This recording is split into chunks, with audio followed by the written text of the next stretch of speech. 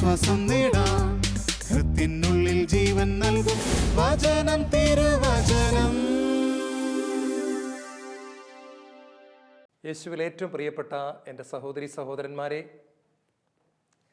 ശാലോം ടെലിവിഷൻ്റെ വചനം തിരുവചനം ശുശ്രൂഷയിൽ ഇന്ന് നമ്മൾ ചിന്തിക്കുന്ന വിഷയം കർത്താവിൻ്റെ കരങ്ങൾ കുറുകിപ്പോയിട്ടില്ല എന്നതിനെ പറ്റിയാണ്. യെശയ്യാ പ്രവാചകന്റെ പുസ്തകം 59 അധ്യായത്തിൻ്റെ 1 തിരുവചനത്തിൽ ദൈവമായ കർത്താവ് ഇങ്ങനെ പറയുന്നു: രക്ഷിക്കാനാവാത്ത വിധം എൻ്റെ കരങ്ങൾ കുറുകിപ്പോയിട്ടില്ല. ഈശോയുടെ വചനങ്ങൾക്ക് മാറ്റമില്ല, അത് സത്യമാണ്. അങ്ങനെയാണെങ്കിൽ ദൈവം എന്ന് നമ്മളെ നോക്കി പറയുകയാണ്, നിന്റെ പടുകുഴിയിൽ നിന്നും നിന്നെ രക്ഷിക്കാൻ കഴിയാത്ത വണ്ണം എൻ്റെ കരങ്ങൾക്ക് നീളക്കുറവ് സംഭവിച്ചിട്ടില്ല. എൻ്റെ കരങ്ങൾ ശക്തമാണ്. നിന്നെ രക്ഷിക്കാൻ എൻ്റെ കരങ്ങൾ മതിയായതാണ്. എൻ്റെ ഹൃദയത്തിന് സ്നേഹക്കുറവും സംഭവിച്ചിട്ടില്ല, എൻ്റെ കരങ്ങൾക്ക് നീളക്കുറവും സംഭവിച്ചിട്ടില്ല. പ്രവർത്തിക്കാനുള്ള എൻ്റെ ശക്തി കുറഞ്ഞു പോയിട്ടുമില്ല. ഞാൻ ആദിയും അന്ത്യവുമാണ്. ഒത്തിരിയേറെ നിരാശപ്പെട്ട് തകർന്നിരിക്കുന്ന പ്രിയപ്പെട്ട മകനെ, മകളെ, ഇന്ന് ശാലോം ടെലിവിഷനിലൂടെ ഈശോ നിങ്ങളെ സ്പർശിക്കാൻ ആഗ്രഹിക്കുക. അവിടുന്ന് വ്യക്തമായിട്ട് പറയുകയാണ്, രക്ഷിക്കാനാവാത്ത വിധം എൻ്റെ കരങ്ങൾ കുറുകിപ്പോയിട്ടില്ല. ദൈവത്തിൻ്റെ കരങ്ങളുടെ ശക്തിയെപ്പറ്റി ദൈവം നമ്മളെ ഒരിക്കൽ കൂടി ഇന്ന് ഓർമ്മിപ്പിക്കുകയാണ്. ഒന്നാമതായിട്ട് നമ്മൾ ചിന്തിക്കുന്നത് അവിടുത്തെ കരങ്ങൾ സൃഷ്ടി നടത്തിയ കരങ്ങളാണ്. ദൈവത്തിൻ്റെ വചനം ഇപ്രകാരം ബൈബിളിൽ പറയുന്നു. യെശയ്യായുടെ പുസ്തകം 48 അധ്യായം അതിൻ്റെ 13 തിരുവചനം: എൻ്റെ കരങ്ങളാണ് ഭൂമിക്ക് അടിസ്ഥാനമിട്ടത്. എൻ്റെ കരങ്ങളാണ് ഭൂമിയെ സൃഷ്ടിച്ചത്. എൻ്റെ കരങ്ങളാണ് പ്രപഞ്ചത്തെ നിർമ്മിച്ചത്. കർത്താവ് തൻ്റെ ശക്തി കാണിച്ചു തരാൻ വേണ്ടിയിട്ടാണ് ഈ ഒരു വചനം നമ്മളെ ഓർമ്മിപ്പിച്ച് തരുന്നത്. അതായത് നിസ്സാരനായ മനുഷ്യൻ്റെ പ്രശ്നം മനുഷ്യന് എത്ര വലുതായിട്ട് തോന്നിയാലും ദൈവം പറയാണ് അത് ദൈവത്തിന് നിസ്സാരമാണ്. അത് കാണിച്ചു തരാൻ വേണ്ടി ദൈവം പറയുന്നതാണ്, എൻ്റെ കൈകൾ കൊണ്ടാണ് ഞാൻ ഈ പ്രപഞ്ചത്തെ ഉണ്ടാക്കിയത്. ഇത്രയും വലിയൊരു പ്രപഞ്ചത്തെ ദൈവം തൻ്റെ കരങ്ങൾ കൊണ്ട് ഉണ്ടാക്കിയെങ്കിൽ ദൈവം നമ്മളെ നോക്കി പറയുന്നു, നിൻ്റെ വേദനകളും പ്രശ്നങ്ങളും പരിഹരിച്ചു തരാൻ എനിക്ക് വളരെ നിസ്സാരമാണ്. ഈ അടുത്ത നാളിൽ ഒരു പ്രശസ്തനായ സുവിശേഷ പ്രഘോഷകൻ ഇങ്ങനെ പറയുന്നത് കേട്ടു: ആകാശത്തിലേക്ക് നോക്കുമ്പോൾ കാണുന്ന നക്ഷത്രങ്ങളും സൂര്യനും ചന്ദ്രനുമെല്ലാം ദൈവത്തിൻ്റെ അടുക്കളയുടെ പുറകുവശത്തുള്ള തോട്ടം മാത്രമാണ് എന്ന്. നമ്മളാരും ഇതുവരെ അവിടുത്തെ കൊട്ടാരത്തിൻ്റെ മുൻവശം കണ്ടിട്ടില്ല എന്ന്. നമ്മൾ ഈ അടുക്കളയുടെ പുറകിൽ പച്ചക്കറി തോട്ടം ഉണ്ടാക്കുന്ന പോലെ ദൈവത്തിൻ്റെ അടുക്കളയുടെ പുറകിലത്തെ തോട്ടമാണ് നമ്മൾ ഈ കണ്ടുകൊണ്ടിരിക്കുന്നത്. യാഥാർത്ഥ്യം നമ്മളാരും കണ്ടിട്ടില്ല എന്നാണ് അദ്ദേഹം പറയുന്നത്. ദൈവം ഇത് നമ്മളെ ഓർമ്മിപ്പിച്ചുകൊണ്ട് പറയുകയാണ്, എൻ്റെ കരങ്ങൾ ശക്തമായതിനാൽ നീ തളർന്നു പോകരുത്, നീ തകർന്നു പോകരുത്. ഈശോയിൽ ഏറ്റവും പ്രിയപ്പെട്ട സഹോദരങ്ങളെ, എൻ്റെ ഓർമ്മയിലേക്ക് വരുന്നത് ശാലോം ടെലിവിഷനിൽ പ്രസംഗിക്കുന്ന, നമ്മളൊത്തിരി സ്നേഹിക്കുന്ന ബഹുമാനപ്പെട്ട ഡൊമിനിക് വാളമനാലച്ചൻ പറഞ്ഞ ഒരു സംഭവമാണ്. സൗദി അറേബ്യ എന്ന് പറയുന്ന രാജ്യത്ത് ഒരു മലയാളി ചെറുപ്പക്കാരൻ വളരെ പാവപ്പെട്ടവനായിട്ട് നമ്മുടെ നാട്ടിൽ നിന്നും അദ്ദേഹം തൊഴിൽ തേടിപ്പോയതാണ്. അദ്ദേഹത്തിന് ഡ്രൈവിംഗ് ആയിരുന്നു അവിടുത്തെ ജോലി. അദ്ദേഹം ശ്രദ്ധയോടെ ഡ്രൈവ് ചെയ്തുകൊണ്ടിരുന്നിട്ടും ഒരു വലിയ വണ്ടി കൊണ്ടുവന്ന് അദ്ദേഹത്തിൻ്റെ കാറിൽ ഇടിക്കുകയാണ്. അദ്ദേഹത്തെ പോലീസ് അറസ്റ്റ് ചെയ്തു. നമ്മുടെ മലയാളിയായ കത്തോലിക്ക ചെറുപ്പക്കാരനെ അവർ പിടിച്ച് ജയിലിലിട്ടിരിക്കുകയാണ്. കോടതിയുടെ വിധി വന്നത് ഇങ്ങനെയാണ്: 25 ലക്ഷം രൂപ കെട്ടിവെക്കാമെന്നുണ്ടെങ്കിൽ മാത്രമേ ഈ ചെറുപ്പക്കാരന് ജയിലിൽ നിന്ന് പുറത്തിറങ്ങാൻ പറ്റത്തുള്ളൂ. പ്രിയപ്പെട്ടവരെ, ഇവരുടെ വീട്ടുകാർ 2 ലക്ഷം രൂപ ഇന്ന് വരെ അടുപ്പിച്ച് കണ്ടിട്ടില്ല. അങ്ങനത്തെ ഭവനത്തിൽ നിന്നാണ് ഇവൻ്റെ കുടുംബത്തെ രക്ഷിക്കാൻ വേണ്ടിയിട്ട് കഷ്ടപ്പെടാൻ വേണ്ടി മണലാരണ്യത്തിലേക്ക് പോയത്. അവൻ ഇതാ ജയിലിൻ്റെ അകത്ത് കിടക്കുകയാണ്. 25 ലക്ഷം രൂപ കൊടുത്താൽ മാത്രമേ പുറത്തിറങ്ങാൻ പറ്റൂ. അവനെ കൊണ്ട് സ്വപ്നത്തിലത് കൊടുക്കാൻ പറ്റില്ല. അവൻ ജീവിതകാലം മുഴുവൻ ജയിലിൽ കിടക്കുമെന്ന് ഉറപ്പാണ്. ഈ സമയത്താണ് ഇവൻ്റെ അമ്മയും ഇവൻ്റെ ജ്യേഷ്ഠനും കൂടി വന്ന് ധ്യാനം കൂടുകയാണ്. ജയിലിൽ കിടക്കുന്ന മകന് ധ്യാനം കൂടാൻ പറ്റാത്തത് കൊണ്ട് അമ്മ മകന് പകരം ധ്യാനം കൂടുകയാണ്. കണ്ണുനീരോടുകൂടി അമ്മ പ്രാർത്ഥിക്കുകയാണ്, കർത്താവേ, ജയിലിൽ കിടക്കുന്ന എൻ്റെ മകന് ധ്യാനം കൂടാൻ പറ്റാത്തതിനാൽ എൻ്റെ ഈ ധ്യാനം എൻ്റെ മകൻ കൂടുന്നതായിട്ട് അവിടെ നിന്ന് കണക്ക് കൂട്ടി എൻ്റെ മകനെ അനുഗ്രഹിക്കണമേ. അവൻ ജയിലിൽ കിടന്ന് കണ്ണുനീരൊഴുക്കി അവൻ അറിയാവുന്നതുപോലെ പ്രാർത്ഥിച്ചുകൊണ്ടിരിക്കുകയാണ്. ഇന്ന് വരെ ഞങ്ങൾ 2 ലക്ഷം രൂപ നേരിട്ട് കണ്ടിട്ടില്ല. ഞങ്ങളുടെ വീടും പറമ്പും എല്ലാം കൂടെ വിറ്റാലും പാവപ്പെട്ടവരായ ഞങ്ങൾക്ക് ഒരു 1.25 ലക്ഷം രൂപ കിട്ടുകയാണെങ്കിൽ അത്രയേ ഉള്ളൂ. എല്ലാം കൂടെ ഞങ്ങളിത് എവിടെ പോയിട്ടാണ് ഇതുണ്ടാക്കുക? പക്ഷേ ദൈവത്തിൻ്റെ വചനം കടന്നു വന്നു. രക്ഷിക്കാനാവാത്ത വിധം എൻ്റെ കരങ്ങൾ കുറുകിപ്പോയിട്ടില്ല. ധ്യാനം കഴിഞ്ഞു. അമ്മച്ചി നല്ല കുമ്പസാരം നടത്തി കണ്ണീരോടുകൂടി പ്രാർത്ഥിച്ചിട്ട് ധ്യാനം കഴിഞ്ഞ് മടങ്ങിപ്പോവുകയാണ്. ഈ സംഭവം കഴിഞ്ഞ്, അതായത് ധ്യാനം കൂടിക്കഴിഞ്ഞ് ഏതാണ്ട് 5 ദിവസങ്ങൾ കഴിഞ്ഞപ്പോൾ ക്രിസ്ത്യാനി അല്ലാത്ത ഒരു മനുഷ്യൻ ജയിൽ സന്ദർശിക്കാനായിട്ട് വരികയാണ്.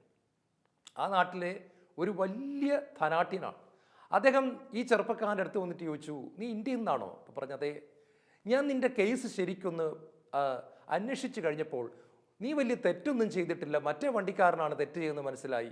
എങ്കിലും നീ ഇന്ത്യക്കാരനെ കൊണ്ടായിരിക്കാം നിന്നെ ജയിലിനകത്തിട്ടിരിക്കുകയാണ്. നിനക്ക് 25 ലക്ഷം രൂപ കിട്ടിയാലേ പുറത്തിറങ്ങാൻ പറ്റത്തുള്ളൂന്നും ഞാൻ അറിഞ്ഞു. നിൻ്റെ കയ്യിലതുണ്ടോ? അവൻ പറഞ്ഞു, സാർ അത് ഉണ്ടായിരുന്നെങ്കിൽ ഞാൻ കിടക്കുമായിരുന്നു. എന്നെ കൊണ്ട് ഒരിക്കലും ഇത് കൊടുക്കാൻ പറ്റില്ല. ഞാൻ അതുകൊണ്ട് മരിക്കുന്നതുവരെ ഇവിടെ കിടക്കാൻ തീരുമാനിച്ചിരിക്കുകയാണ്. ആ മനുഷ്യൻ, ക്രിസ്ത്യാനി അല്ലാത്ത ആ മനുഷ്യൻ ഈ ചെറുപ്പക്കാരൻ്റെ മുഖത്ത് നോക്കിയിട്ട് പറയാണ്, നീ പേടിക്കണ്ട, നിന്നെ ജയിലിൽ നിറക്കാനുള്ള 25 ലക്ഷം രൂപ ഇന്ന് തന്നെ കോടതിയിൽ കെട്ടിവെച്ചിട്ട് ഞാൻ നിന്നെ പുറത്തിറക്കാൻ പോവുകയാണ്. ഈശോയിൽ ഏറ്റവും പ്രിയപ്പെട്ടവരെ, ഒരിക്കലും കേൾക്കുവാൻ ഇടയില്ല എന്ന് അവൻ വിചാരിച്ച കാര്യം ആരുമല്ലാത്ത ഒരു മനുഷ്യൻ്റെ അധരങ്ങളിൽ നിന്നും അവൻ കേൾക്കുകയാണ്. 2 ദിവസത്തിനകം പുറത്തിറങ്ങി. പ്രിയപ്പെട്ടവരെ, അവൻ നാട്ടിൽ സന്തോഷത്തോടെ തിരിച്ചെത്തി. ഏതാനും നാൾ കഴിഞ്ഞ് മറ്റൊരു രാജ്യത്ത് പോയി ജോലിയിൽ പ്രവേശിക്കുകയും ചെയ്തു. ഞാൻ നിങ്ങളോടൊരു ചോദ്യം ചോദിക്കാൻ ആഗ്രഹിക്കുകയാണ്, എങ്ങനെയാണ് ഇത് സംഭവിച്ചത്? മാനുഷിക ദൃഷ്ടിയിലും മാനുഷിക ബുദ്ധിയിലും ഒരിക്കലും പരിഹരിക്കാൻ പറ്റില്ല എന്ന് വിചാരിച്ചിരുന്നൊരു പ്രശ്നത്തിൻ്റെ മേൽ ദൈവം തൻ്റെ കരങ്ങൾ നീട്ടുന്ന മനോഹരമായ സംഭവമാണ് നമ്മൾ ഇവിടെ കണ്ടുമുട്ടുന്നത്. ആ പാവപ്പെട്ട അമ്മച്ചിയുടെ നിലവിളി കേട്ടുകൊണ്ട് ദൈവം അമ്മച്ചി നോക്കി ഹൃദയത്തിൽ പറഞ്ഞൊരു വചനമാണ്, രക്ഷിക്കാനാവാത്ത വിധം മോളെ എൻ്റെ കരങ്ങൾ കുറുകിപ്പോയിട്ടില്ല. ഇന്ന് നമ്മൾ മനസ്സിലാക്കണം, ഞാൻ എൻ്റെ ജീവിതം കർത്താവിൻ്റെ ഹൃദയത്തോട് ചേർത്ത് വയ്ക്കുമ്പോൾ ദൈവത്തെ വേദനിപ്പിക്കുന്നത് എന്തെങ്കിലുമൊക്കെ എൻ്റെ ജീവിതത്തിലുണ്ടെങ്കിൽ കണ്ണുനീരൊഴുക്കിക്കൊണ്ട് അവിടുത്തെ പാദങ്ങളിൽ കെട്ടിപ്പിടിച്ച് ഞാൻ മാപ്പ് ചോദിക്കുമ്പോൾ യേശുവിൻ്റെ രക്തം എന്നെ കഴുകി ദൈവ പൈതലാക്കി മാറ്റും. പിന്നീട് അനുഗ്രഹത്തിന് എന്നിൽ യാതൊരു തടസ്സങ്ങളുമില്ല. ദൈവത്തിൻ്റെ കരം ശക്തമായിട്ട് നമ്മുടെ ജീവിതത്തിലേക്ക് കടന്നു വരുന്നു. നമ്മളെ ദൈവം പൊക്കിയെടുക്കുന്നു. പ്രിയപ്പെട്ടവരെ, ലോകത്തിൽ പരിശുദ്ധാത്മാവിൻ്റെ ശക്തമായ പ്രവൃത്തി കണ്ട സ്ഥലം ഏതാണെന്ന് ചോദിച്ചാൽ ഞാൻ പറയും കേരളമാണ്.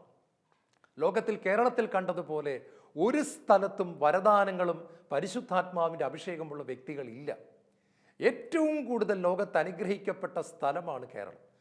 അതിൻ്റെ ഒരു ഭാഗം കൂടിയാണ് ശാലോം ടെലിവിഷൻ എന്ന് നമുക്ക് എല്ലാവർക്കും അറിയാം. നമ്മൾ ഓർക്കേണ്ട ഒരു കാര്യമുണ്ട്, ഇത്രയും ആത്മാവിനെ ദൈവം വർഷിച്ചിരിക്കുന്ന ഈ സ്ഥലത്ത് കിടന്നുകൊണ്ട് പടുകുഴിയിൽ കിടന്ന് നമ്മൾ നശിക്കേണ്ട കാര്യമില്ല. നമ്മൾ വിളിക്കേണ്ടതുപോലെ ദൈവത്തെ വിളിച്ചാൽ ദൈവം പറയുന്നു, തിരുത്തേണ്ടതുപോലെ മേഖലകളെ തിരുത്തിയാൽ ദൈവം പറയുന്നു, എൻ്റെ കരങ്ങൾ നീണ്ടുവരും, നിന്നെ രക്ഷിക്കുക തന്നെ ചെയ്യും. വീണ്ടും കർത്താവിൻ്റെ കരങ്ങളെപ്പറ്റി ദൈവം പറയുകയാണ്, നമ്മെ വീണ്ടെടുത്ത കരങ്ങളാണ് കർത്താവിൻ്റെ കരങ്ങൾ. വീണ്ടെടുത്ത കരങ്ങളുടെ ഒരു അടയാളമാണ് മുറിവേറ്റ കരങ്ങളാണ് കർത്താവിൻ്റെ കരങ്ങൾ. കർത്താവിൻ്റെ കൈകൾക്കുള്ള ഒരു വലിയ പ്രത്യേകതയാണ് മുറിവേറ്റ കരങ്ങൾ. ഒരിക്കൽ ഫ്രാൻസിസ് അസീസി തീഷ്ണമായിട്ട് പ്രാർത്ഥിച്ചുകൊണ്ടിരിക്കുമ്പോൾ യേശു അദ്ദേഹത്തിന് ദർശനത്തിൽ പ്രത്യക്ഷപ്പെട്ടു. ഫ്രാൻസിസേ ഫ്രാൻസിസേ എന്ന് യേശു വിളിക്കുകയാണ്. ഈ സമയത്ത് ഫ്രാൻസിസിന് ഒരു ചെറിയ സംശയം. ഫ്രാൻസിസ് പറഞ്ഞു, കർത്താവേ, നിന്റെ കൈകൾ എന്നെ ഒന്ന് കാണിച്ചാട്ടെ, നിന്റെ കാലുകളും എന്നെ ഒന്ന് കാണിച്ച് ഞാൻ അതിൻ്റെ മുറിവുകളൊന്ന് കാണട്ടെ, എന്നിട്ട് നിന്നെ ഒന്ന് ആരാധിക്കട്ടെ. പെട്ടെന്ന് യേശു അപ്രത്യക്ഷനായി. ഫ്രാൻസിസ് അസീസി അതിനെപ്പറ്റി പറഞ്ഞത് സാത്താൻ വേഷം മാറി വന്നതാണെന്നാണ്. മുറിവ് എവിടെയാണ് എന്ന് ചോദിച്ചപ്പോൾ സാത്താന് മുറിവ് കാണിക്കാൻ പറ്റുന്നില്ല. ഉടനെ സാത്താൻ അപ്രത്യക്ഷമാകുകയാണ്. ഫ്രാൻസിസിൻ്റെ ജീവിതത്തിലെ മനോഹരമായ ഒരു രംഗമായിരുന്നു. ഫ്രാൻസിസ് പറയുന്നുണ്ട്, എനിക്ക് മുറിവില്ലാത്ത കർത്താവിനെ വേണ്ട, എനിക്ക് മുറിവുള്ള യേശുവിനെയാണ് ആവശ്യം. ഈശോയിൽ ഏറ്റവും പ്രിയപ്പെട്ടവരെ, യേശു ക്രിസ്തു ഉയർത്തെഴുന്നേറ്റു എന്ന് പറഞ്ഞപ്പോൾ തോമാസ് ലീഹ അത് സംശയിച്ചു എന്ന് നമുക്ക് എല്ലാവർക്കും അറിയാം. തോമാസ് ലീഹായെ നമ്മളെല്ലാവരും അവിശ്വാസിയെന്ന് പറയുന്നുമുണ്ട്. സത്യമായിരിക്കാം. പക്ഷെ അതിന് മറ്റൊരു വശം കൂടിയുണ്ട്. കാരണം യേശു ജീവിച്ചിരുന്ന സമയത്ത് ശിഷ്യന്മാരോട് പറയുമായിരുന്നു, ഇതാ ക്രിസ്തു അവിടെ, ക്രിസ്തു ഇവിടെ എന്നാരെങ്കിലും പറഞ്ഞാൽ നിങ്ങൾ അങ്ങോട്ട് പോകരുത്. പല കള്ളക്രിസ്തുമാരും എൻ്റെ നാമത്തിൽ വരികയും പ്രവചിക്കുകയും അത്ഭുതങ്ങളും അടയാളങ്ങളും പ്രവർത്തിക്കുകയും ചെയ്യും. അതുകൊണ്ട് അവിടെ ഇവിടെ കർത്താവ് ഉണ്ടെന്ന് പറഞ്ഞാൽ നിങ്ങൾ പോകരുത്. ഇത് തോമസ് ലീഹയുടെ മനസ്സിൽ കിടപ്പുണ്ടായിരുന്നു കാണാം. അതുകൊണ്ടാണ് യേശു ഉയർത്തെഴുന്നേറ്റെന്ന് പറഞ്ഞപ്പോൾ തൊട്ടേ തോമസ് ലീഹയുടെ മനസ്സിലൊരു സംശയമാണ്, ഇത് വല്ല വെട്ടിപ്പും തട്ടിപ്പുമാണോ, ഇത് വല്ല കള്ളക്രിസ്തുവുമാണോ, ഇത് വല്ല കള്ളപ്രവാചകനുമാണോ, സാത്താനാണോ? എന്നിട്ട് തോമസ് ലീഹ മനസ്സിൽ ഇങ്ങനെ ചിന്തിക്കുകയാണ്, ഒരു കാര്യം ഉറപ്പാണ്, മുറിവ് കർത്താവിൻ്റെ കൈകളിൽ ഉണ്ടെന്നുണ്ടെങ്കിൽ അതെൻ്റെ കർത്താവ് തന്നെയാണ്. അപ്പോൾ ഇതിങ്ങനെ ഉള്ളിലിങ്ങനെ കൊണ്ടു നടക്കുകയാണ്. സംശയം മാറ്റാൻ ഒറ്റ വഴിയേ ഉള്ളൂ, കള്ള കർത്താവ് അല്ലെന്നുണ്ടെങ്കിൽ ഒറ്റ വഴിയേ ഉള്ളൂ, അവിടെ മുറിവുകൾ കാണും. അതുകൊണ്ടാണ് അദ്ദേഹം വാശി പിടിക്കുന്നത്, എൻ്റെ കർത്താവിൻ്റെ കരങ്ങളിലെ മുറിവുകളിൽ ഞാൻ എൻ്റെ വിരലുകളിടാതെ ഞാൻ വിശ്വസിക്കത്തില്ല എന്ന് പറഞ്ഞാൽ യഥാർത്ഥ ക്രിസ്തു മുറിവേറ്റ ക്രിസ്തുവാണെന്ന് തോമസ് ലീഹയ്ക്ക് അറിയാം. ഈശോ പ്രത്യക്ഷപ്പെടുമ്പോൾ ഈശോ ആദ്യം കാണിക്കുന്നത്, തോമ നീ എൻ്റെ മുറിവുകൾ കണ്ടുകൊള്ളുക, മുറിവേറ്റ നിൻ്റെ കർത്താവ് തന്നെയാണ് നിൻ്റെ മുമ്പിൽ നിൽക്കുന്നത്. ഈ സമയത്ത് തോമ പൊട്ടിക്കരഞ്ഞുകൊണ്ട് പറയുന്നുണ്ട്, എൻ്റെ കർത്താവേ, എൻ്റെ ദൈവമേ. ആ നിലവിളി അവസാനിക്കുന്നത് ഭാരതത്തിലെ മൈലാപ്പൂരിൽ സുവിശേഷ വിരോധികൾ അദ്ദേഹത്തെ കുന്തം കൊണ്ട് കുത്തി കൊലപ്പെടുത്തുന്ന സമയത്ത് ആ നിലവിളി ഭൂമിയിൽ അവസാനിക്കുകയാണ്. പിന്നീട് അദ്ദേഹത്തിൻ്റെ ശബ്ദം സ്വർഗത്തിലാണ് മുഴങ്ങി കേൾക്കുന്നത്, എനിക്കും നിങ്ങൾക്കും ഭാരതത്തിനും വേണ്ടി പ്രാർത്ഥിച്ചുകൊണ്ട്. കർത്താവിന്ന് നിങ്ങളോട് പറയാണ്, മോനെ, നിന്റെ വേദനയിൽ നിന്നെ സഹായിക്കാൻ വേണ്ടിയിട്ടാണ് എൻ്റെ കരങ്ങൾ കുത്തി തുളയ്ക്കപ്പെടുവാൻ ഞാൻ അനുവദിച്ചു കൊടുത്തത്. നിന്റെ പ്രശ്നങ്ങൾ എന്ത് തന്നെയാണെങ്കിലും, വേദന എന്ത് തന്നെയാണെങ്കിലും അത് കൊണ്ടുവന്ന് എൻ്റെ മുറിവുകളുടെ അകത്ത് വച്ചുകൊള്ളുക. ഒരിക്കൽ സിസേറിയനിലൂടെ കുഞ്ഞിനെ പ്രസവിച്ച ഒരു അമ്മ, ആ അമ്മ കുഞ്ഞിനെ വളർത്തിക്കൊണ്ടുവരികയാണ്. അപ്പോൾ കുഞ്ഞിന് ഏതാണ്ട് ഒരു 6 വയസ്സ് പ്രായമായപ്പോൾ അമ്മച്ചിയുടെ വയറ് ഈ കുഞ്ഞ് കാണുകയാണ്. അപ്പോൾ വയറ്റിൽ ഈ വലിയൊരു തേളിരിക്കുന്നത് പോലത്തെ ഒരു അടയാളം, അതായത് ഒരു 8-9 തുന്നലുണ്ട്, വലിയൊരു തേള് വയറ്റിൽ ഇങ്ങനെ പറ്റിപ്പിടിച്ചിരിക്കുന്നത് പോലെ ഇരിക്കുക. അപ്പോൾ കുഞ്ഞ് അമ്മയോട് ചോദിക്കുകയാണ്, അമ്മച്ചിയെ, ഇതെന്താ അമ്മച്ചിയുടെ വയറ്റിൽ ഒരു വലിയ തേളിരിക്കുന്നത് പോലത്തെ ഒരു അടയാളം, ഇതെന്ത് ജീവിയാണ്, ഇതെന്താ ഇങ്ങനെ വയറ്റിൽ പറ്റിപ്പിടിച്ചിരിക്കുന്നത്? അപ്പോൾ അമ്മ പറഞ്ഞു, മോനെ, ഇത് തേളും ജീവിയൊന്നും അല്ല, ഇത് നിന്നെ പ്രസവിക്കാൻ വേണ്ടി ഡോക്ടർമാർ എൻ്റെ വയറ് കീറിയപ്പോൾ അമ്മച്ചിക്കുണ്ടായ മുറിവാണ്. അപ്പോൾ ഈ മോൻ ചോദിച്ചു, അമ്മച്ചിയെ കീറിയപ്പോൾ അമ്മച്ചിക്ക് വേദനിച്ചോ? അമ്മച്ചി പറഞ്ഞു, സിസേറിയൻ കഴിഞ്ഞിട്ട് ഏതാണ്ട് ഒരു 10-12 ദിവസം അമ്മച്ചി നല്ല വേദന സഹിച്ചു, എങ്കിലെന്താ അമ്മച്ചിക്ക് മോനെ കിട്ടിയല്ലോ. എന്നിട്ട് പറഞ്ഞു, മോനെ, നിന്റെ കഴുത്തിൽ അംബിളിക്കൽ കോഡ്, അതായത് ഈ പൊക്കിൾ കോഡ് കഴുത്തിൽ കുരുങ്ങി നിനക്ക് ശ്വാസം മുട്ടിയിട്ട് നീ മരിച്ചു പോകുമെന്ന് സ്കാനിങ്ങിൽ കണ്ട ഉടനെ പെട്ടെന്ന് ഡോക്ടർമാർ എൻ്റെ വയറ് കീറി നിന്നെ പുറത്തെടുത്തത് കൊണ്ടാണ് നിനക്ക് ജീവിക്കാൻ സാധിച്ചത്, അല്ലെങ്കിൽ നീ എൻ്റെ വയറ്റിൽ കിടന്ന് മരിച്ചു പോകുമായിരുന്നു. അപ്പോൾ അമ്മച്ചി പെട്ടെന്ന് മുറിവേൽക്കാൻ തയ്യാറായതുകൊണ്ട് മകൻ മരിക്കാതെ രക്ഷപ്പെട്ടു. പ്രിയപ്പെട്ടവരെ, ഇത് പറഞ്ഞപ്പോൾ കുഞ്ഞാണെങ്കിലും മനസ്സിലാകുന്നത് പോലെയൊക്കെ കുഞ്ഞിന് അമ്മച്ചി തനിക്ക് വേണ്ടി വേദന സഹിച്ചു എന്ന് മനസ്സിലാക്കുകയും കുഞ്ഞ് അമ്മച്ചി ഈർക്കി കെട്ടിപ്പിടിക്കുകയാണ്. കർത്താവിൻ്റെ മുറിവുകൾ കാണുമ്പോൾ നമ്മൾ മനസ്സിലാക്കണം, ഇത് വെറുതെ എനിക്ക് കണ്ടുപോകാനും എനിക്കൊരു പാട്ടുപാടി ഒന്ന് അങ്ങോട്ട് പോകാനുള്ള ഒരു മുറിവല്ല അത്. പകരം ഞാൻ ആ മുറിവുകളെ ധ്യാനിക്കുകയും എന്നെ രക്ഷിക്കാൻ വേണ്ടി എൻ്റെ കർത്താവ് വലിയ ഒരു വില കൊടുത്തു എന്ന് മനസ്സിലാക്കിക്കൊണ്ട് അവനെ കുറച്ചുകൂടി ആഴത്തിൽ സ്നേഹിക്കാനുള്ള ഒരു തീരുമാനം ഓരോ പ്രഭാതത്തിലും നമ്മൾ എടുക്കേണ്ടിയിരിക്കുന്നു.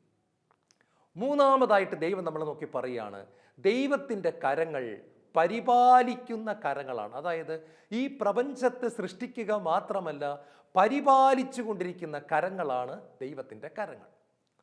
ഒന്നുകൂടി വ്യക്തമായിട്ട് ഞാൻ പറഞ്ഞു തന്നാൽ, ദൈവം തൻ്റെ കരങ്ങൾ ഇന്ന് പിൻവലിച്ചാൽ ഈ ഭൂമി അപ്രത്യക്ഷമാകും. നമ്മൾ ഈ സ്കൂളിലൊക്കെ പഠിക്കുമ്പോൾ ടീച്ചർമാർ ബോർഡിൽ എന്തെങ്കിലുമൊക്കെ, ബ്ലാക്ക് ബോർഡിൽ എന്തെങ്കിലും എഴുതിയതിന് ശേഷം ഡസ്റ്റർ കൊണ്ടുവന്ന് അത് തൂത്ത് കഴിയുമ്പം എഴുതിയ കാര്യങ്ങളെല്ലാം മാഞ്ഞു പോകും, ഒന്നുമില്ല പിന്നീട്. ഇതുപോലെ ദൈവം തൻ്റെ കരങ്ങളെ പിൻവലിച്ചാൽ സൂര്യനുമില്ല, ചന്ദ്രനുമില്ല, നക്ഷത്രങ്ങളുമില്ല, ചെടികളുമില്ല, കിളികളുമില്ല, മനുഷ്യനുമില്ല, എല്ലാം മാഞ്ഞു പോകും. ദൈവത്തിൻ്റെ കരങ്ങൾ നമ്മളെ പരിപാലിക്കുന്ന കരങ്ങളാണ്. യെശയ്യാ പ്രവാചകന്റെ പുസ്തകം 42-ാം അധ്യായത്തിൻ്റെ 1-ാമത്തെ വാക്യത്തിൽ പറയുന്നുണ്ട്, ഇതാ ഞാൻ താങ്ങുന്ന എൻ്റെ ദാസൻ, എൻ്റെ ആത്മാവ് പ്രസാദിച്ചവൻ. എന്നെ കേട്ടുകൊണ്ടിരിക്കുന്ന പ്രിയപ്പെട്ടവരെ, ഇന്ന് എനിക്ക് നിങ്ങൾക്കും യേശുവിനോടൊപ്പം പോകാൻ പറ്റുന്നുവെങ്കിൽ, നമുക്കൊരു ജപമാല ചൊല്ലാൻ പറ്റുന്നുവെങ്കിൽ, നമുക്ക് ഭക്തിയോടെ വിശുദ്ധ കുർബാനയിൽ പങ്കെടുക്കാൻ പറ്റുന്നെങ്കിൽ, നമുക്കൊരു ധ്യാനത്തിൽ പങ്കെടുക്കാൻ പറ്റുന്നെങ്കിൽ, നമുക്കൊരു ഹല്ലേലൂയ പറയാൻ പറ്റുന്നെങ്കിൽ, എനിക്ക് ബൈബിൾ വായിക്കാൻ പറ്റുന്നെങ്കിൽ, ഒരു കരുണക്കൊന്ത ചൊല്ലാൻ പറ്റുന്നെങ്കിൽ, അതിൻ്റെ കാരണം ദൈവം പറയാണ്, ഇതാ ഞാൻ നിന്നെ താങ്ങിപ്പിടിച്ചിരിക്കുന്നു, ഇതാ ഞാൻ താങ്ങുന്ന എൻ്റെ ദാസൻ, എൻ്റെ ആത്മാവ് പ്രസാദിച്ചവൻ. പ്രിയപ്പെട്ടവരെ, ദൈവത്തിൻ്റെ പരിപാലിക്കുന്ന കരങ്ങളെ പറ്റിയാണ് ദൈവം ഇവിടെ എന്നെയും നിങ്ങളെയും അത്ഭുതകരമായിട്ട് ഓർമ്മിച്ചു തരുന്നത്. അതുകൊണ്ട് കർത്താവ് നമ്മളെ നോക്കി പറയാണ്, രക്ഷിക്കാനാവാത്ത വിധം എൻ്റെ കരങ്ങൾ കുറുകിപ്പോയിട്ടില്ല, ഈ കരങ്ങൾക്ക് ശക്തി കുറഞ്ഞിട്ടില്ല. വിശുദ്ധ മത്തായി എഴുതിയ സുവിശേഷം 6-ാം അധ്യായം 26 മുതൽ വാക്യങ്ങൾ വായിക്കുമ്പോൾ കാണാം, ആകാശത്തിലെ പക്ഷികളെ നോക്കുവിൻ, അത് വിതയ്ക്കുന്നില്ല, അത് കൊയ്യുന്നില്ല, അത് കളപ്പുരയിൽ ശേഖരിക്കുന്നില്ല, എങ്കിലും സ്വർഗസ്ഥനായ പിതാവ് അതിനെ തീറ്റിപ്പോറ്റുന്നു. പ്രിയപ്പെട്ട സഹോദരങ്ങളെ, ഒരിക്കലൊരു ധ്യാനത്തിൽ പങ്കെടുത്ത ചേട്ടൻ എല്ലാ വചനങ്ങളും ശ്രദ്ധിച്ചെങ്കിലും ചേട്ടൻ്റെ ഹൃദയത്തിൽ പതിഞ്ഞത് ഈ ഒരു വചനമാണ്. എന്താണ്? ആകാശത്തിലെ പക്ഷികളെ നോക്കുവിൻ, വിതയ്ക്കുന്നില്ല, കൊയ്യുന്നില്ല, വയലിലെ ചെടികളെ നോക്കുവിൻ, ഒന്നും ചെയ്യുന്നില്ല, സ്വർഗത്തിലെ പിതാവ് അതിനെ തീറ്റിപ്പോറ്റുന്നു. അദ്ദേഹം ധ്യാനം കഴിഞ്ഞ് വീട്ടിൽ വന്നപാടെ ഭാര്യയോടും മക്കളോടും പറഞ്ഞു, ഇനി ഞാൻ ജോലിക്കും പോകുന്നില്ല, ഒരു പരിപാടിക്കും പോകുന്നില്ല, ഞാൻ ആകാശത്തിലെ പക്ഷികളെയും വയലിലെ കിളികളെയും കണ്ടു, അതുകൊണ്ട് ഞാൻ മുറിടത്തിരിക്കാൻ പോവാണ്, ഞാൻ ഹല്ലേലൂയ പറയാൻ പോവാണ്, എനിക്കുള്ള ഭക്ഷണം സ്വർഗത്തിലെ ദൈവം തരും. പ്രിയപ്പെട്ടവരെ, കൂലിപ്പണിക്കാരനായ ആ ചേട്ടൻ മുറിടകത്ത് കയറി ഇരിക്കുകയാണ്, വീട് പട്ടിണിയായി. ഭാര്യ, ദൈവമേ ധ്യാനത്തിന് വിട്ടത് കഷ്ടമായല്ലോ എന്ന് ഓർത്തു. സങ്കടം എല്ലാവർക്കും, എന്ത് കിട്ടി മനുഷ്യൻ അനങ്ങുന്നില്ല. ഒടുവിൽ ചേച്ചി പോയി വികാരിച്ചനോട് പറഞ്ഞു, എൻ്റെ അച്ഛ. അപ്പോൾ അച്ഛൻ നല്ല കരിസ്മാറ്റിക്കാരനാണ്. അച്ഛൻ ചേട്ടനെ തേടി വീട്ടിലേക്ക് വന്നു. എന്നിട്ട് പറയും, ചേട്ടാ എന്താ ജോലിക്ക് പോകത്തത്? അതച്ഛാ, ആകാശത്തിലെ പക്ഷികളെ നോക്കുവിൻ, വയലിലെ ചെടികളെ നോക്കുവിൻ, വിതയ്ക്കുന്നില്ല, കൊയ്യുന്നില്ല, സ്വർഗത്തിലെ പിതാവ് തീറ്റിപ്പോറ്റുന്നു, അതിനേക്കാൾ എത്രയോ വലുതാ ഞാൻ, ദൈവം എന്നെ തീറ്റിപ്പോറ്റു, അതുകൊണ്ട് ഞാൻ ഇവിടെ ഇരുന്ന് ഹല്ലേലൂയ പറയാൻ പോവാണ്. അച്ഛൻ പറഞ്ഞു, ചേട്ടൻ ഹല്ലേലൂയ പറയണം, പക്ഷേ ഇതിൻ്റെ അകത്തൊരു കാര്യമുണ്ട്. ആകാശത്തിലെ പക്ഷികളെ നോക്കാൻ ഈശോ പറഞ്ഞു. ചേട്ടൻ നോക്കിയോ? ആ, ഞാൻ നോക്കി അച്ഛാ. അവിടെ ഒരു പ്രശ്നമുണ്ട്. രാത്രിയിൽ കൂട്ടിൻ്റെ അകത്ത് കിടന്നുറങ്ങുന്ന പക്ഷികൾ കുഞ്ഞുങ്ങളെ കൂട്ടിലിരുത്തിയതിന് ശേഷം അമ്മ പക്ഷിയായാലും അച്ഛൻ പക്ഷിയായാലും തള്ളപ്പക്ഷിയായാലും ആരായാലും 6 മണിക്ക് മുൻപേ തന്നെ ചിറകുകൾ വിരിച്ചു പിടിച്ച് ആകാശത്തിലൂടെ പറന്ന് എവിടെയാണ് നെന്മണികൾ ഉണ്ട് എന്ന് അന്വേഷിച്ചുകൊണ്ട്, എവിടെയാണ് പാടമുണ്ട് എന്ന് അന്വേഷിച്ചുകൊണ്ട് ആകാശത്തിലൂടെ പറക്കുന്നു, താഴേക്ക് നോക്കുന്നു. ഒരു നല്ല പാടം കണ്ടെത്തുമ്പോൾ താഴേക്ക് പറന്നു വരുന്നു, അതിൻ്റെ കൊക്കുകൾ കൊണ്ട് ആവശ്യത്തിനുള്ളത് കൊത്തിയെടുത്തുകൊണ്ട് അത് കൂട്ടിലേക്ക് പറന്നു വരുന്നു. കിളികൾ കൂട്ടിൻ്റെ അകത്തിരുന്ന് ഹല്ലേലൂയ പറഞ്ഞുകൊണ്ടിരിക്കുകയല്ല, പ്രഭാതത്തിൽ തന്നെ എഴുന്നേറ്റ് അത് തൻ്റെ ഭക്ഷണം തേടിയിറങ്ങുമ്പോൾ ദൈവം അതിന് കൊടുക്കുന്നു. ചെടികളുടെ കാര്യവും ഇതുപോലെ തന്നെ, അതതിൻ്റെ വേരുകൾ മണ്ണിൻ്റെ അകത്തേക്ക് താഴ്ത്തി ഇറങ്ങുന്നു. വെള്ളമില്ല എന്ന് കണ്ടാൽ ഏത് പ്രദേശത്താണോ വെള്ളമുള്ളത് ആ പ്രദേശം നോക്കി മണ്ണിനെ തുളച്ച് അതതിൻ്റെ വേരുകളെ ആഴത്തിലേക്ക് കൊണ്ടുവന്ന് ഏതെങ്കിലും ഒരു കുളത്തിൻ്റെയോ നദിയുടെയോ ഇടയിൽ കൊണ്ടുവന്ന് വെള്ളത്തിലേക്ക് താഴ്ത്തി ആവശ്യത്തിനുള്ള വെള്ളം അത് വലിച്ചെടുക്കുന്നു. അതാ ദൈവം അതിനെ പരിപാലിക്കുന്നുവെങ്കിലും അത് ചെയ്യേണ്ട കാര്യം അത് ചെയ്യുന്നു. പ്രിയപ്പെട്ട സഹോദരങ്ങളെ, ചേട്ടന് കാര്യം മനസ്സിലായി. ചേട്ടൻ പറഞ്ഞു, എൻ്റെ പൊന്നച്ച, എനിക്ക് ഈ വചനം വ്യാഖ്യാനിച്ചപ്പോൾ മണ്ടത്തരമായിട്ടാണ് വ്യാഖ്യാനിക്കുന്നത്, പക്ഷേ ഇപ്പോൾ ഇതിൻ്റെ അർത്ഥം കൃത്യമായിട്ട് മനസ്സിലായി. പ്രിയപ്പെട്ട സഹോദരങ്ങളെ, ദൈവം നമ്മളെ തീർച്ചയായിട്ടും പരിപാലിക്കും. പക്ഷേ ഇവിടെയും ദൈവത്തിൽ ആശ്രയിച്ചുകൊണ്ട് നമ്മൾ ചെയ്യേണ്ട കാര്യം ചെയ്യേണ്ടതുപോലെ ചെയ്യുമ്പോൾ, ഒരു വിദ്യാർത്ഥി കഷ്ടപ്പെട്ട് പഠിക്കുമ്പോൾ ദൈവം ചെയ്യുന്നൊരു കാര്യമുണ്ട്. പരീക്ഷയുടെ സമയത്ത് അവൻ പഠിച്ച മുഴുവൻ കാര്യങ്ങളും പരിശുദ്ധാത്മാവ് അവൻ്റെ ഓർമ്മയിലേക്ക് കൊണ്ടുവരികയാണ്. വലിയ ജ്ഞാനം അവന് കൊടുത്തുകൊണ്ട് നന്നായിട്ട് പരീക്ഷ എഴുതാനുള്ള കൃപ കൊടുക്കുന്നു. ഇതുപോലെ കഷ്ടപ്പെടുന്ന ഒരു ചെറുപ്പക്കാരന് ദൈവം ജോലി കൊടുത്ത് അവനെ അനുഗ്രഹിക്കുന്നു. സമസ്ത മേഖലകളിലും ഇതുപോലെ തന്നെയാണ്.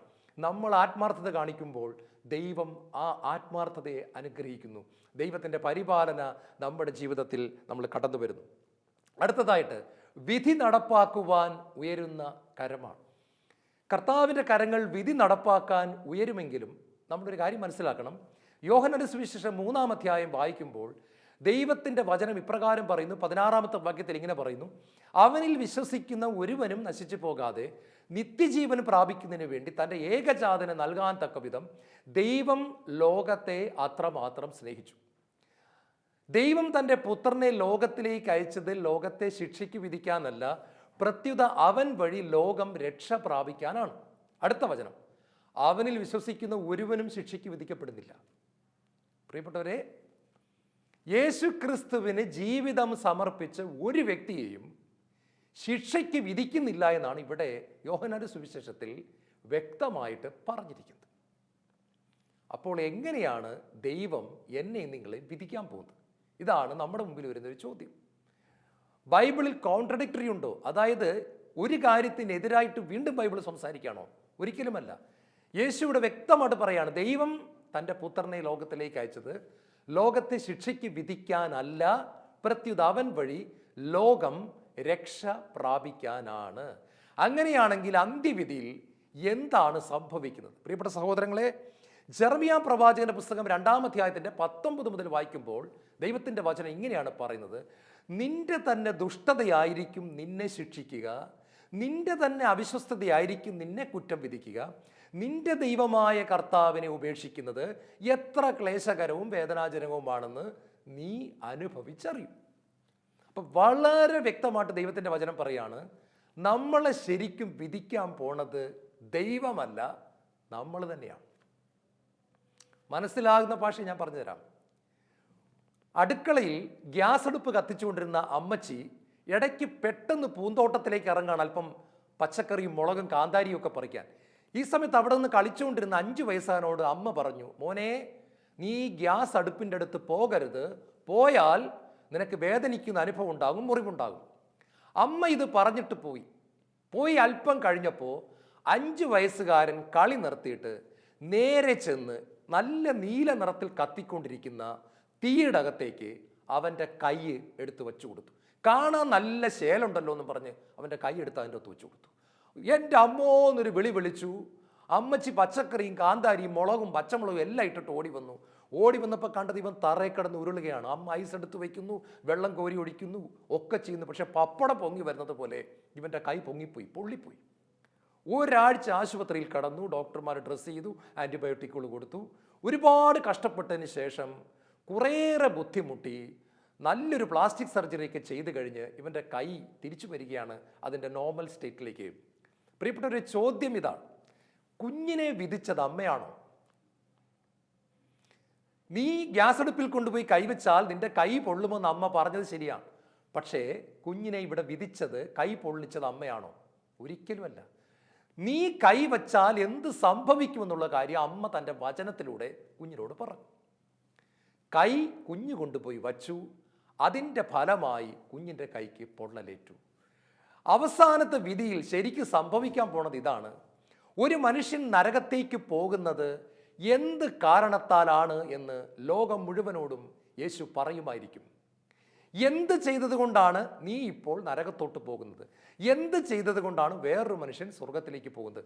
ഇത് യേശു സ്നേഹത്തോടെ വിളിച്ചു പറയുമെന്ന് മാത്രം. കാരണം ജെറമിയ പ്രവാചകന്റെ പുസ്തകത്തിൽ നമ്മളിപ്പോൾ കേട്ട വചനം 2-ാം അധ്യായത്തിന്റെ 19-ാമത്തെ വാക്യത്തിൽ പറയാണ്, നിന്റെ തന്നെ ദുഷ്ടതയായിരിക്കും നിന്നെ ശിക്ഷിക്കുക, നിന്റെ തന്നെ അവിശ്വസ്തയായിരിക്കും നിന്നെ കുറ്റം വിധിക്കുക എന്ന് പറഞ്ഞാൽ, പ്രിയപ്പെട്ടവരെ, പാപത്തിൽ തുടരുന്ന ഒരു വ്യക്തി, പാപത്തിൽ നിന്ന് മാനസാന്തരപ്പെടാൻ തയ്യാറാകാത്ത ഒരു വ്യക്തി വിളിച്ചു പറയുന്നത് ഇതാണ്, നിശബ്ദമായിട്ടാണെങ്കിലും, എനിക്ക് പാപം മതി, പാപത്തിൻ്റെ അപ്പനായ സാത്താൻ മതി, അപ്പൻ്റെ വീടായ നരകം മതി, എനിക്ക് വേറൊന്നും വേണ്ട എന്ന് നമ്മൾ ഉച്ചത്തിൽ പറഞ്ഞാലും ഇല്ലെങ്കിലും പാപത്തിൽ തുടരുന്ന വ്യക്തികൾ ഇത് വിളിച്ചു പറയുന്നുണ്ട്. അവൻ പറയുന്നത് ഇതാണ്, എനിക്ക് പാപം മതി, പാപത്തിൻ്റെ സുഖം മതി, പാപത്തിൻ്റെ അപ്പനായ സാത്താൻ മതി, അപ്പൻ്റെ വീടായ നരകം മതി. ഇത് കിട്ടുകയാണ്. ഇതുകൊണ്ടാണ് ദൈവം പറയുന്നത്, നീ തന്നെയായിരിക്കും നിന്നെ വിധിക്കുവാനായിട്ട് പോകുന്നത്. ആ തീടകത്തേക്ക് കൈ കൊണ്ടുവച്ച കുഞ്ഞിൻ്റെ കൈ കുഞ്ഞിൻ്റെ പ്രവൃത്തി മൂലം പൊള്ളിപ്പോയതുപോലെ പാപവുമായിട്ട് കളിക്കുന്ന നമുക്ക് പാപത്തിൻ്റെ പരിണിത ഫലം അനുഭവിക്കേണ്ടതായിട്ട് വരുന്നു. പ്രിയപ്പെട്ട സഹോദരങ്ങളെ, ഇതിൻ്റെ അകത്തുനിന്ന് രക്ഷപ്പെടുത്താനാണ് യേശു ശ്രമിക്കുന്നത്. കുഞ്ഞിൻ്റെ കൈ പൊള്ളിയപ്പോൾ അതിൽ കൊണ്ടുവന്ന് ഐസ് വെച്ച അമ്മയെപ്പോലെ, വെള്ളമൊഴിച്ചു കൊടുത്ത അമ്മയെപ്പോലെ, ആശുപത്രിയിൽ കൊണ്ടുപോയ അമ്മയെപ്പോലെ, ചികിത്സിച്ച ഡോക്ടർമാരെ പോലെ, പ്ലാസ്റ്റിക് സർജറി ചെയ്ത സർജനെ പോലെ, മരുന്ന് വെച്ചു കൊടുത്ത നഴ്സിനെ പോലെ പാപത്തിൽ കഴിയുന്ന മനുഷ്യനെ എങ്ങനെയും സുഖപ്പെടുത്താനാണ് കർത്താവ് ശ്രമിച്ചുകൊണ്ടിരിക്കുന്നത്. അതിനാണ് ശാലോം TV, അതിനാണ് വചനപ്രഘോഷണം, അതിനാണ് വട്ടായിലച്ചൻ, അതിനാണ് ബൈബിള്, അതിനാണ് ശാലോം മാസിക, അതിനാണ് നമുക്ക് കിട്ടുന്ന എല്ലാ പുസ്തകങ്ങളും. പ്രിയപ്പെട്ടവരെ, വിശുദ്ധ കുർബാന, ജപമാല, നമ്മുടെ ഇടവക ദേവാലയം, ഇത് മുഴുവൻ പാപത്തിൽ പൊള്ളിപ്പോയ നമ്മളെ സുഖപ്പെടുത്താനുള്ള സ്വർഗത്തിലെ പിതാവിൻ്റെ സ്നേഹമാർഗങ്ങളാണ്. ഇത് തിരിച്ചറിഞ്ഞുകൊണ്ട് രക്ഷിക്കാനാവാത്ത വിധം എൻ്റെ കരങ്ങൾ കുറുകിപ്പോയിട്ടില്ല എന്ന് നമ്മളെ നോക്കി വിളിച്ചു പറയുന്ന സ്നേഹപിതാവിൻ്റെ കരങ്ങളിലേക്ക് സകല പ്രശ്നങ്ങളും വേദനകളും പാപങ്ങളും വച്ചു കൊടുത്തുകൊണ്ട് എൻ്റെ കർത്താവെ ഈ ലോക ജീവിതത്തിൽ അങ്ങയുടെ കൈക്ക് പിടിക്കുവാൻ, അങ്ങയുടെ മാറോട് ചേർന്നിരിക്കുവാൻ, അങ്ങേ ആരാധിക്കുവാൻ, അങ്ങേ മഹത്വപ്പെടുത്തുവാൻ, അവിടുത്തെ മകനെന്നും മകളെന്നും വിളിച്ചുകൊണ്ട് ദൈവ മഹത്വത്തിനു വേണ്ടി ജീവിക്കുവാനുള്ള വലിയ കൃപ എനിക്ക് തരണമെന്ന് നമുക്ക് പ്രാർത്ഥിക്കാം. പ്രിയപ്പെട്ട സഹോദരങ്ങളെ, കേരളത്തിൽ തന്നെ നടന്നിട്ടുള്ള ധ്യാന കേന്ദ്രങ്ങളിൽ വെച്ച് ആത്മഹത്യയിൽ നിന്ന് രക്ഷപ്പെട്ടിട്ടുള്ളവരുടെ ഒരു പ്രോഗ്രാം ശാലോം TV കാണിക്കാമെങ്കിൽ എനിക്ക് തോന്നുന്നു ഒരു 10 കൊല്ലം കാണിക്കാനുള്ള തരം പരിപാടി ഉണ്ടാവും. നമ്മളാരും ഇത് അറിയാതെ കിടക്കുന്നതുകൊണ്ടാണ്. കാരണം നമ്മൾ ഇതിനെ സമൂഹ മധ്യത്തിലേക്ക് കൊണ്ടുവരാൻ നോക്കിക്കഴിഞ്ഞാൽ ഒരുപാട് ആളുകൾക്ക് സാക്ഷ്യം പറയാനായിട്ടുണ്ട്. ആയിരക്കണക്കിന് ആളുകൾക്ക് കേരളത്തിൽ തന്നെ സാക്ഷ്യം പറയാനുണ്ടാകും. ഞാൻ ആത്മഹത്യ ചെയ്യാനിരുന്നതാണ്, പക്ഷേ ഒരു കൂട്ടുകാരൻ എന്നെ ധ്യാനത്തിന് പിടിച്ചു കൊണ്ടുപോയി, ദൈവത്തിൻ്റെ വചനം എന്നെ സ്പർശിച്ചു, രക്ഷിക്കാനാവാത്ത വിധം എൻ്റെ കരങ്ങൾ കുറുകിപ്പോയിട്ടില്ല, ആ കരങ്ങളിൽ ഞാൻ മുറുകെ പിടിച്ചു. കണ്ണുകളടയ്ക്കാൻ പ്രാർത്ഥിക്കാം. കർത്താവേ, എൻ്റെ വേദനകളുടെ നിമിഷങ്ങളിൽ രക്ഷിക്കുന്ന കരങ്ങൾ കണ്ടുകൊണ്ട് അതിനെ മുറുകെ പിടിക്കുവാനും, ആ കരങ്ങളിൽ പിടിച്ച് ഒരു കൊച്ചു കുഞ്ഞ് ചാച്ചൻ്റെ കൈക്ക് പിടിച്ച് റോഡിലൂടെ നടന്നു പോകുന്നത് പോലെ, ബസ്സും കാറും ലോറിയും പാഞ്ഞു പോകുന്ന റോഡിലൂടെ സുരക്ഷിതമായി ആ കുഞ്ഞ് നടന്നു പോകുന്നത് പോലെ ഈ ലോക ജീവിതത്തിൽ സ്വർഗത്തിലെ പിതാവെ അങ്ങയുടെ കരം പിടിച്ച് മുന്നോട്ട് പോകുവാൻ, വീഴാതിരിക്കുവാൻ, തകർന്നു പോകാതിരിക്കാൻ അവിടെ നിങ്ങൾ അനുഗ്രഹിക്കണമേ. യേശുവേ സ്തോത്രം, യേശുവേ നന്ദി, യേശുവേ ആരാധന.